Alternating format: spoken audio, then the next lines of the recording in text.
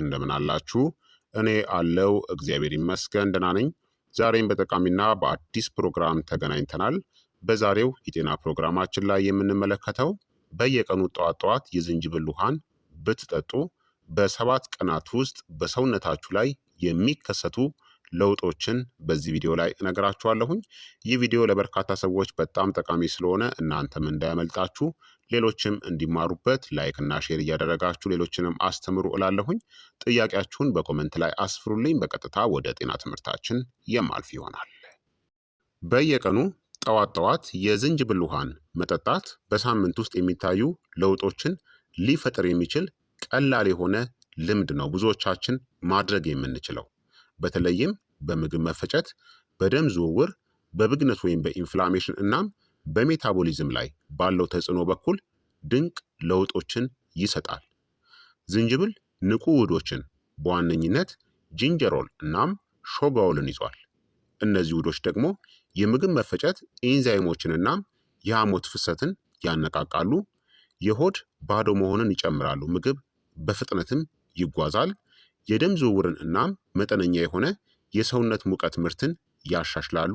ብግነት ወይም ደግሞ ኢንፍላሜሽንን እናም የኦክሲዲቲቭ ስትረስንም ይቀንሳሉ። የነርቭ ስርዓትን እናም የጨጓራና የአንጎል ግንኙነትንም ያረጋጋሉ። ስለዚህ በርካታ ጥቅሞችን ይሰጣል ማለት ነው። ጠዋት በባዶ ሆድ ሲወሰዱ እነዚህ ተጽዕኖዎች የበለጠ ጎልተው ይታያሉ።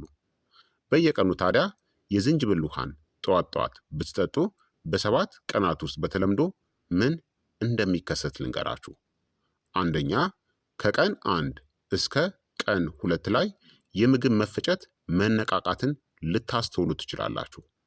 በሆድ ውስጥ ሙቀት መሰማት፣ ከቁርስ በኋላ የሆድ መነፋት መቀነስ፣ በመደበኛነት ወደ መጸዳጃ ቤት የመሄድ መጠነኛ መጨመር፣ የጠዋት ማቅለሽለሽ መቀነስ በተለይ ለጨጓራ አሲድ ስሜታዊነት ላለባቸው ሰዎች በጣም ጠቃሚ ነው።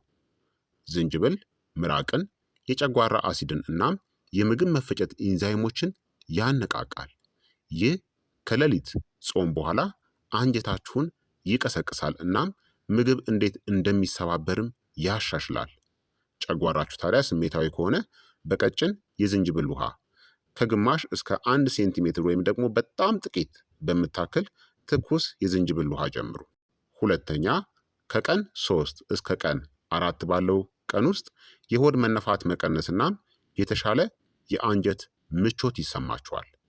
ጠዋት ላይ ጠፍጣፋ ሆድ፣ ያልተነፋ እናም ፍላት የሆነ ሆድ፣ ከምግብ በኋላ የጋዝ መከማቸት እናም የከባድነት ስሜት መቀነስ፣ የተረጋጋ የምግብ መፈጨት ሂደትም ይኖራችኋል።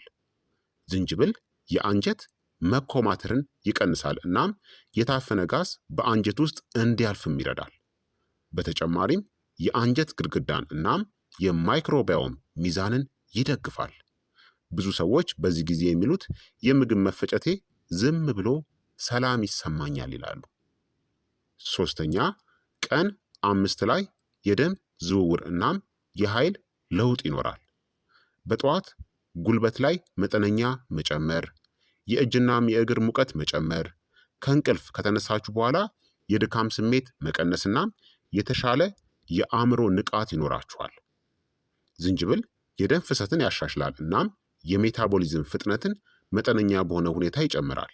እንደ ካፌን አያነቃቃም፣ ነገር ግን የኦክስጅንና የተመጣጠነ ምግብ ስርጭትን ያሻሽላል። ይህም ንጹህ ጉልበት ሆኖ ይሰማል። አራተኛ፣ ቀን 6 ላይ ብግነት ወይም ደግሞ ኢንፍላሜሽን እናም የህመም ቁጥጥር ይኖራችኋል። የመገጣጠሚያዎች መገታተር መቀነስ፣ የጡንቻ ህመም መቀነስ፣ የወር አበባ ቁርጠት መቀነስ፣ የራስ ምታት ድግግሞሽ መቀነስን ታስተውላላችሁ። ዝንጅብል የብግነት መንገዶችን ኤንዛይሞችን እንደ ኤንኤስኤአይዲስ መድኃኒቶች ያሉ ግን ረገብ ያሉትን ያግዳል ወይም ይከላከላል። ይህ ተጽዕኖ በየቀኑ አጠቃቀም ቀስ በቀስ እየተገነባ ይሄዳል። አምስተኛ፣ ቀን 7 ላይ ደግሞ ሜታቦሊዝም እናም የምግብ ፍላጎት ቁጥጥር ይኖራችኋል። ጠዋት ላይ የስኳር ፍላጎት መቀነስ፣ የተሻለ የምግብ ፍላጎት ቁጥጥር፣ መጠነኛ የሆነ የስብ መቀነስ ድጋፍና ቀኑን ሙሉ የተረጋጋ የሆነ ጉልበት ይኖራችኋል። ዝንጅብል የኢንሱሊን ሴንሲቲቪቲን ያሻሽላል እናም የረሃብ ሆርሞኖችን ግሬሊን እናም ሌፕቲንን ለመቆጣጠር ይረዳል። ይህም በማለዳው ሰዓት ላይ ከመጠን በላይ የመመገብ እድልን ይቀንሳል። ስለዚህ የዝንጅብል ውሃን በየቀኑ ከጠጣችሁ በአንድ ሳምንት ውስጥ ወይም በ7 ቀን ውስጥ እነዚህ ለውጦችን ታስተውላላችሁ። የዝንጅብል ውሃ ተአምርን በመፍጠር ጉበታችንን ባንዴ አያጥብም። ጉበታችን በራሱ አስቀድሞ ያንን ያደርጋል፣ ራሱን ያጸዳል። ጤናማ አመጋገብንና ጥሩ ወይም ደግሞ ጤናማ የሆነ ፈሳሽን ከሰጣችሁት። ዝንጅብል ተአምር በሆነ መልኩ ቅጽበታዊ የሆነ የክብደት መቀነስን አያመጣም። ዝንጅብል ተአምር በሆነ መልኩ መድኃኒቶችን ወይም ደግሞ መጥፎ የአመጋገብ ስርዓትን አይተካም። ነገር ግን ለጥሩ ልምዶች እንደ ማበረታቻ እንጂ ለሁሉም ነገር ፈውስ እንደሆነ አድርጋችሁ አታስቡት። የዝንጅብል ውሃ ታዲያ በትክክል እንዴት ማዘጋጀት እንደምትችሉ ልንገራችሁ። ቀላል የሆነ አሰራርን ከ1 እስከ 2 ሴንቲሜትር ወይም ደግሞ በጣም ትንሽ የሆነ ትኩስ ዝንጅብል የተከተፈ ወይም ደግሞ የተፈጨ፣ ከ1 እስከ 2 ኩባያ የሞቀ ያልፈላ በጣም ያልፈላ ውሃ ማለት ነው፣ ሞቅ ያለ። ይህንን ከ5 እስከ 10 ደቂቃዎች ዝንጅብሉን በውሃ ውስጥ ማቆየት፣ የተከተፈ ወይም ደግሞ የተፈጨውን ማለት ነው። ከዛም ጠዋት ላይ የመጀመሪያ ነገር አድርጋችሁ በሞቃቱ መጠጣት ነው። እንደ ግባችሁ ሁኔታ ደግሞ አንዳንድ ውህዶችን ልትጨምሩበትም ትችላላችሁ። እንደ አማራጭ ሎሚን መጨመር ትችላላችሁ። ለምግብ መፈጨትና ለቫይታሚን ሲ ይዘት ጠቃሚ ነው። ማርን ግማሽ ሻይ ማንኪያ መጨመር ትችላላችሁ። ጉሮሮን ለማለስለስናም ለጣዕም ምርጥ ነው።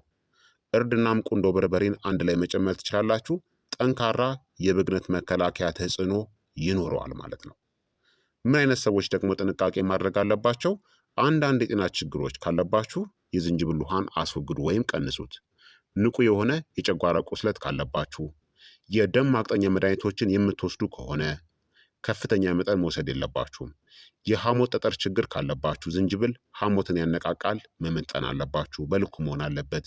ከሚያቃጥሉ ምግቦች የልብ መቃጠል እንደ የደረት ማቃጠል ወይም ደግሞ ቃር የሚያጋጥማችሁ ከሆነ መጠኑን መቀነስ አለባችሁ። እርግጠኛ ካልሆናችሁ መጠኑን በትንሹ ጀምሩ እናም ሁኔታችሁን ተከታተሉ። የሰውነታችሁን ምልክቶችን አዳምጡ። በአጠቃላይ ከ7 ቀናት የጠዋት የዝንጅብል ውሃ በኋላ አብዛኛዎቹ ሰዎች የተሻለ የምግብ መፈጨት፣ አነስተኛ የሆነ የሆድ መነፋትና እብጠት፣ የተሻሻለ የደም ዝውውርናም የጉልበት መሰማት እንዲሁም የበለጠ የተረጋጋ የሆነ የምግብ ፍላጎት ያጋጥማቸዋል ማለት ነው። ስለዚህ ሞክሩትና ተመልከቱት። የዛሬው የጤና ትምህርት እንግዲህ ይህንን ይመስል ነበረ። እንደተማራችሁበት ተስፋ አደርጋለሁኝ። ሀሳብ አስተያየታችሁም ደግሞ አይለኝ ይላለው። ጥያቄያችሁን በኮመንት ላይ አስፍሩልኝ፣ እመልስላችኋለሁኝ። በቀጣይ የጤና ትምህርት እስከምንገናኝ እኔንም እናንተንም ቸር ያቆየን። መልካም ጊዜ፣ መልካም ቆይታ። ቻው ቻው።